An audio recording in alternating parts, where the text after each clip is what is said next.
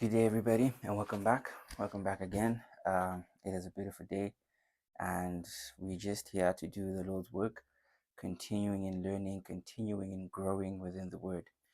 Um, as you know by now, we have started a three-part series, and this is the last part, the third one.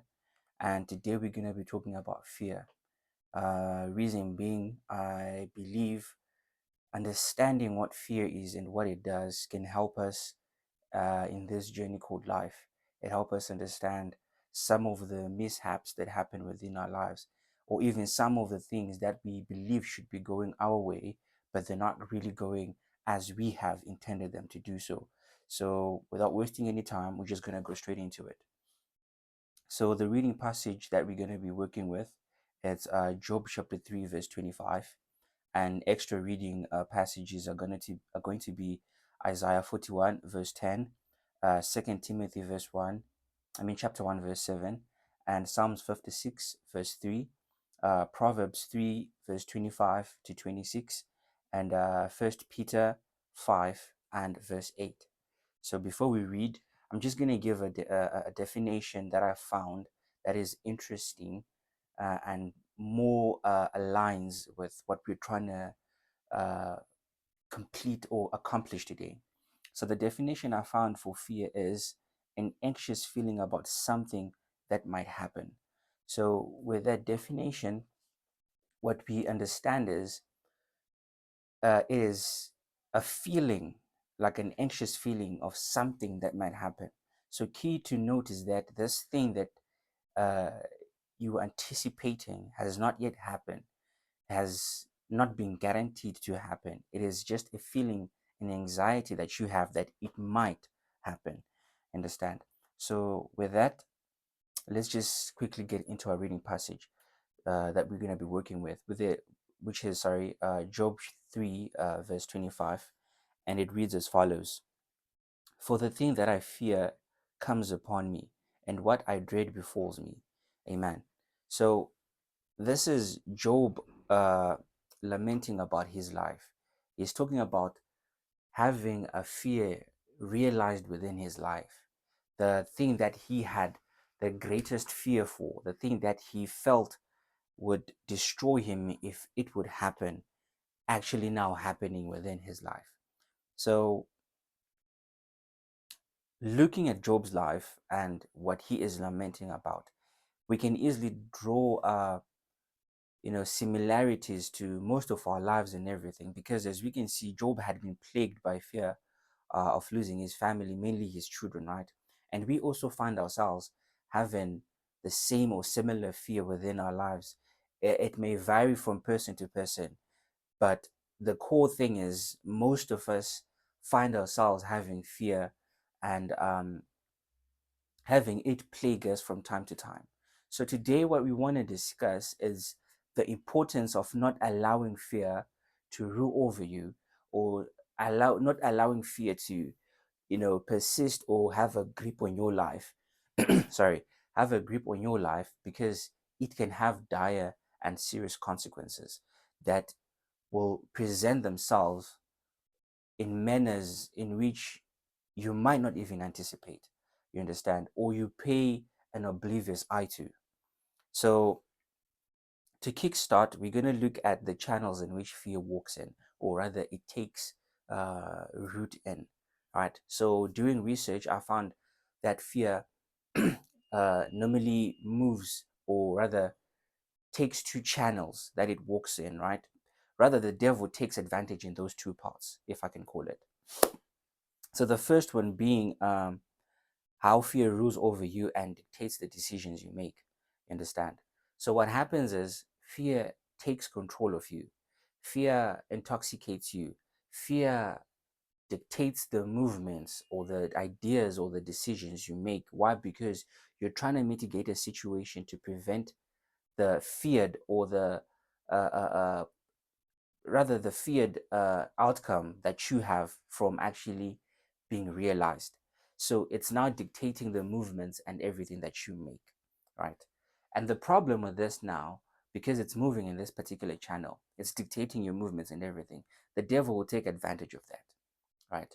If we read 1 Peter 5 verse 8, it says, be of sober mind, for you the adversary for your adversary the devil, sorry, for your adversary the devil is like a roaring lion seeking whom to devour. Amen. So what you have to look at is what is happening now in terms of fear. So if fear encroaches into your life and fear has taken control, what then happens is that it intoxicates your mind, right? Removing the capability for you to have a sober mind.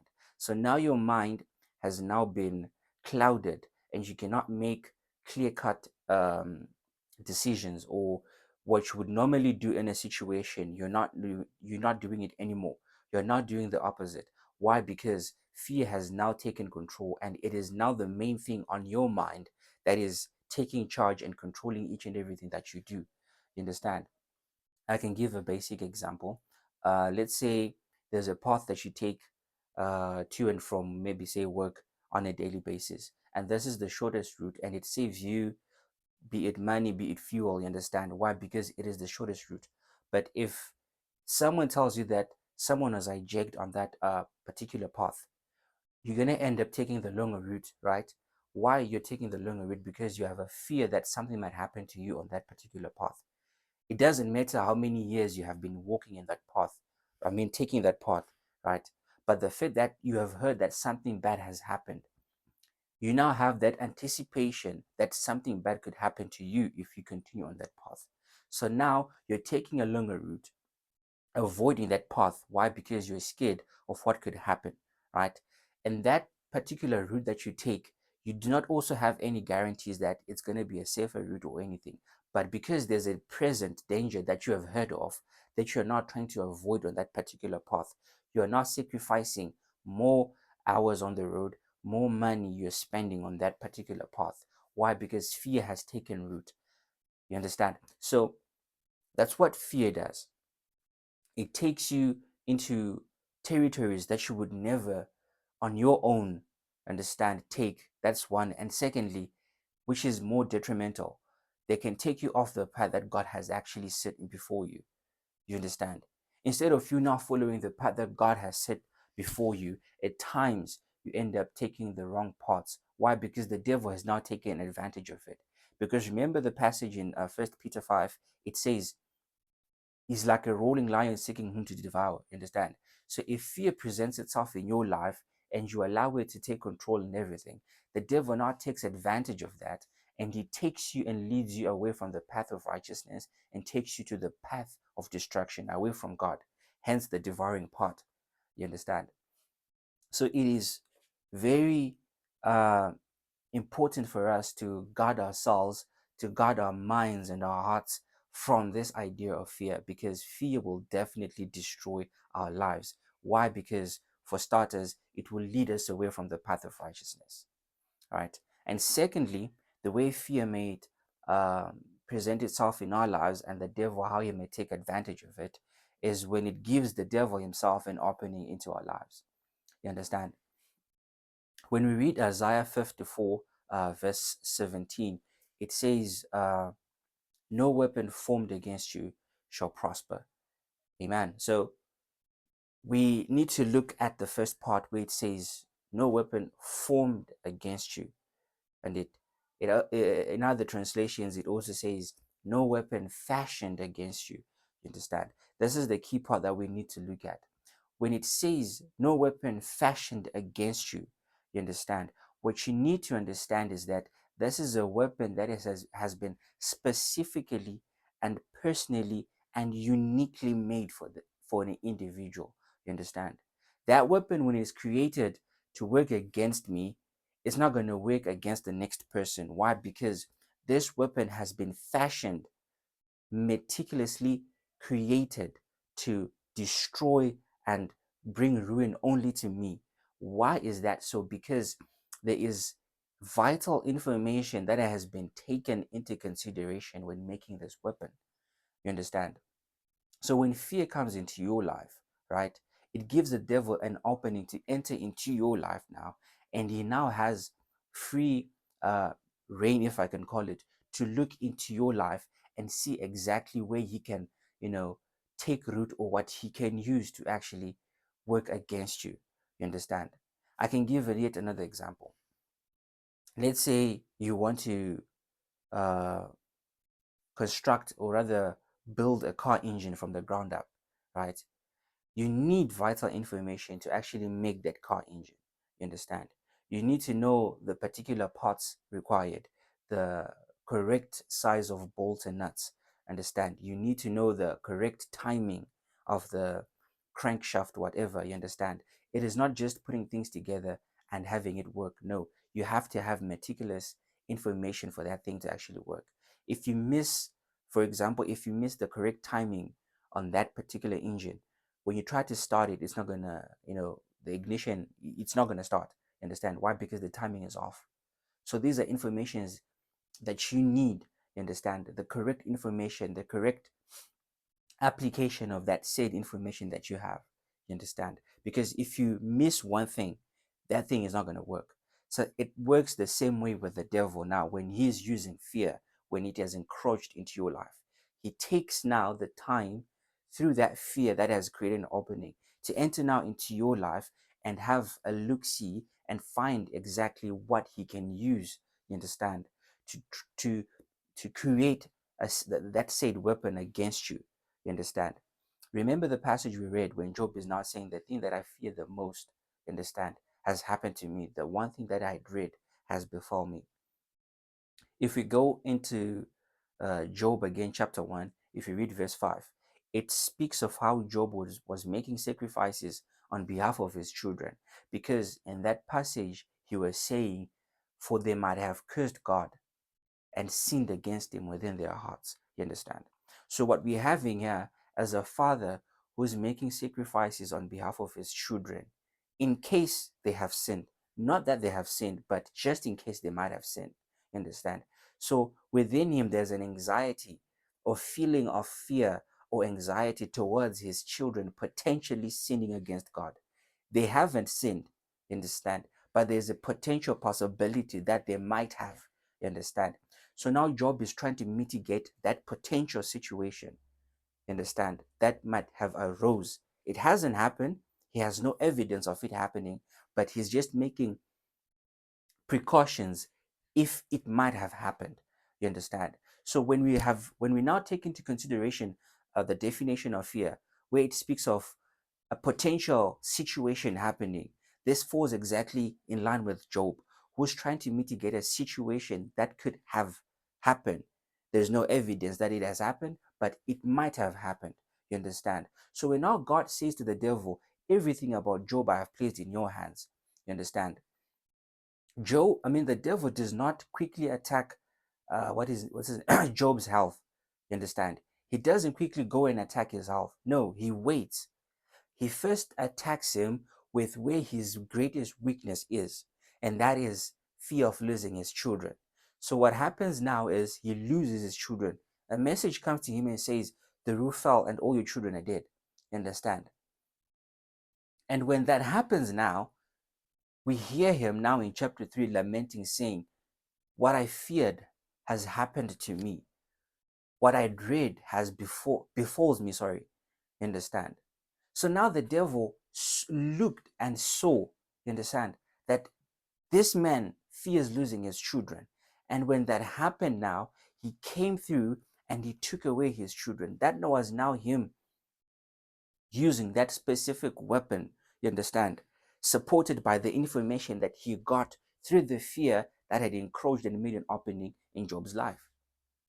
You understand? So these are the things, or these are the channels in which the devil might use using fear to try and encroach in one's life. You understand? And bring ruin and destruction. Understand? But what we now need to understand is, yes, fear can present itself within our lives. Yes, fear might at times, take charge or take root within our lives. Because at the end of the day, we need to acknowledge that we are people that have emotions, and at times they end up taking having the best of us. You understand? So what we now need to understand or remind ourselves is the greatness, the love, the grace, the mercy, and the presence of God. You understand?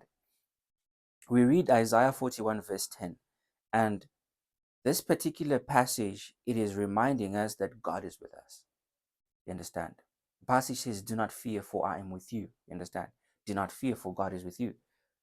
You understand?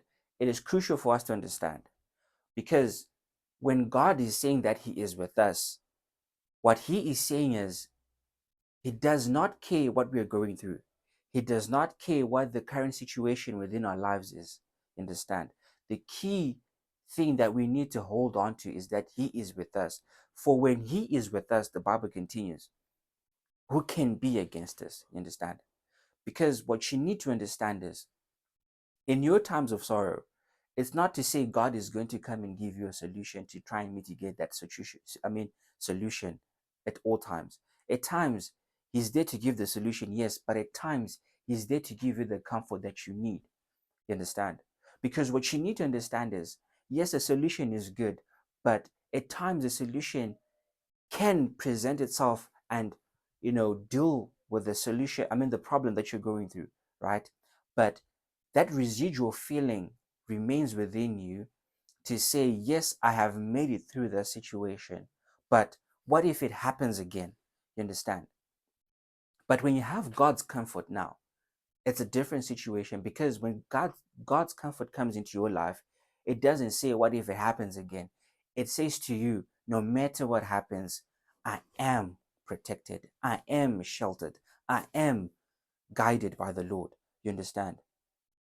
I do not have to worry. Why? Because God is constantly with me, protecting me, giving me the strength I require, giving me the solutions, the comfort that I need.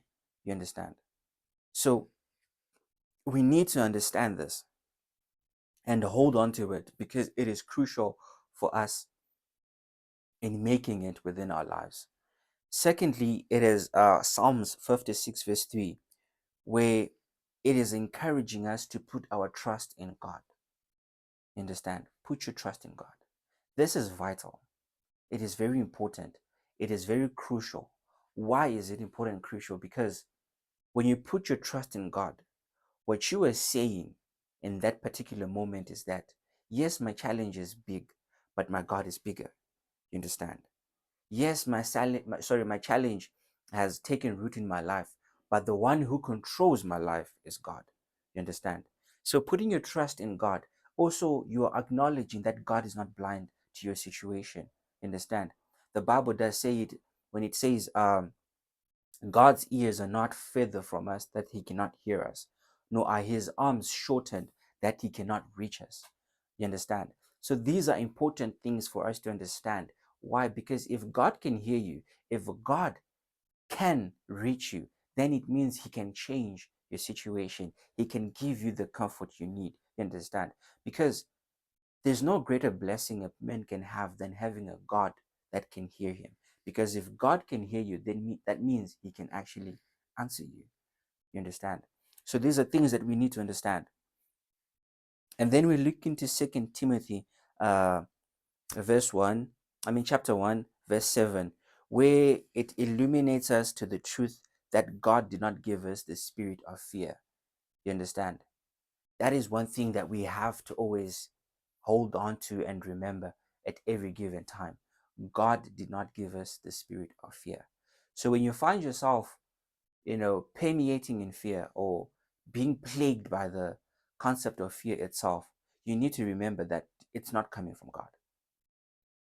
God is aware of it, but it didn't come from Him. You understand? If it's not coming from God, then it's coming from another entity, strictly being the devil. Why? Because he's trying to create a path for him to enter into your life. You understand? So when you know this, that fear, it is not coming from God. It is not designed by God to be in your life. He is aware of it. Let's not get it twisted. When everything was happening in Job's life, it is not to say God was not aware of it. He was aware of it. You understand? Because what you need to understand is God allows certain things to happen in our lives, not because He wishes doom and gloom upon our lives, but He is trying to grow and strengthen us. And in that growth and strengthen that he's presenting upon us, he uses the devil himself at times.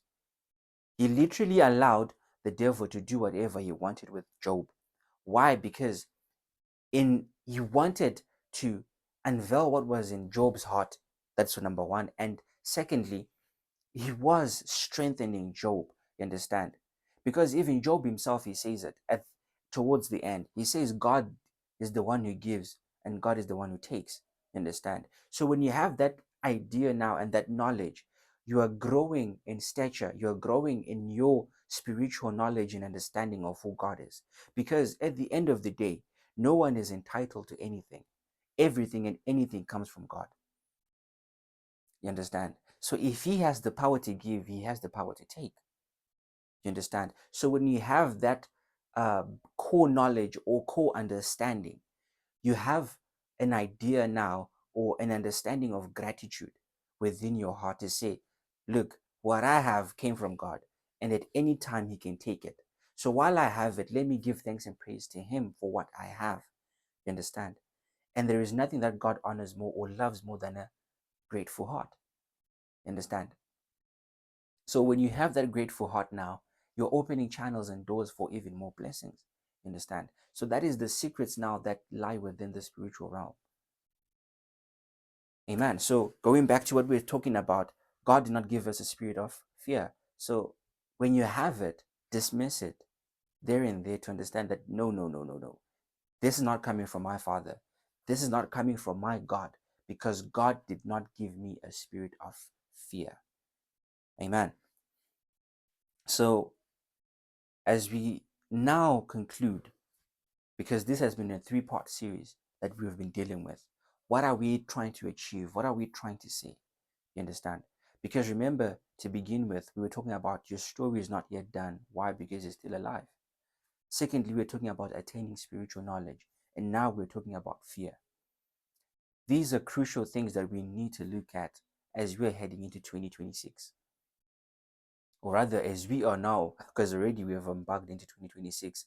The first month is coming to a close, right? So this is vital information that I believe, I understand, and I know can help us as we venture further into the year.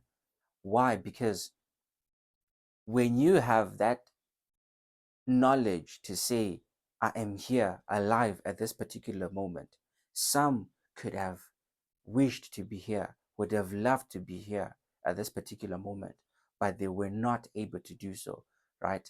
Could have been due to a plethora of reasons, but they're not here at this particular time. But I am here, able-bodied, right? Mind and body and spirit all in one. It is a blessing to start off with. It is a blessing. And secondly, it is an opportunity and a chance to effect change in your life. How?